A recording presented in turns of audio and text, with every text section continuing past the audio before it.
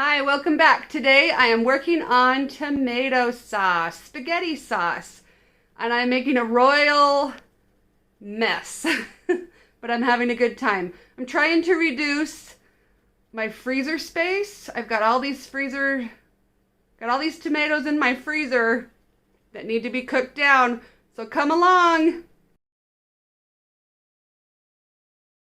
So I'm making homemade spaghetti sauce today with a lot of tomatoes. I have a huge family. I'm trying to can this, so I've got tons of tomatoes that were in the fridge for about a couple days. Minced onion, and then I use this Italian herb and garlic spice. This is one that goes in the fridge. And I'm going to add some carrots and regular onions. See what a mess I'm making? It's a lot of fun.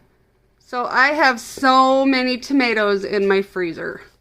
And what I did is, as they were coming in, trying to keep up with the harvest is a lot of work. You freeze the tomatoes, and then you put them, now that I finally have a little bit of time, all my tomatoes are in from the garden.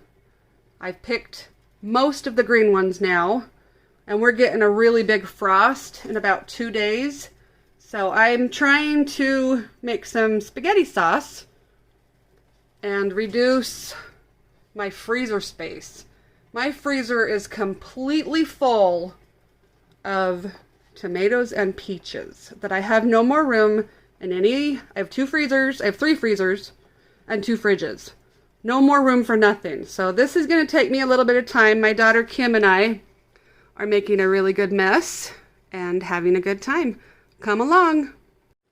So I'll show you some pictures of the ingredients that are going into my spaghetti sauce.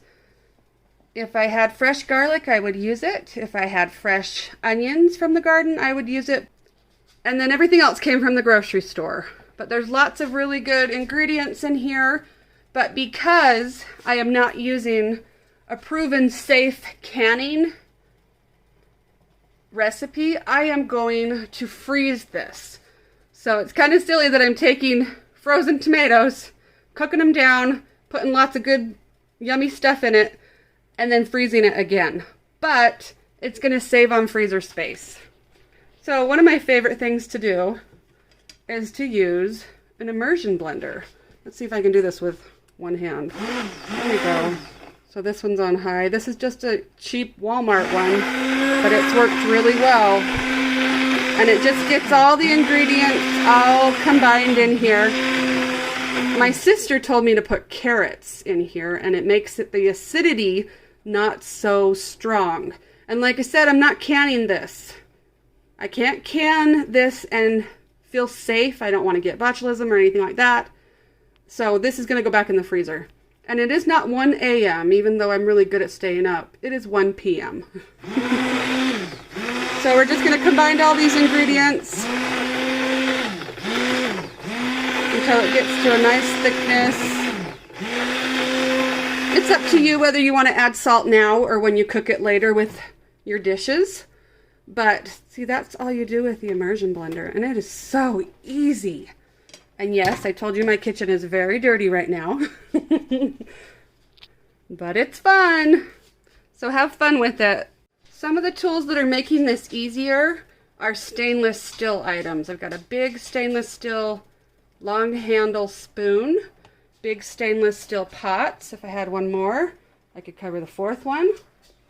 And I also have a huge stainless steel ladle. That's really nice. It's long handle also. And of course the immersion blender.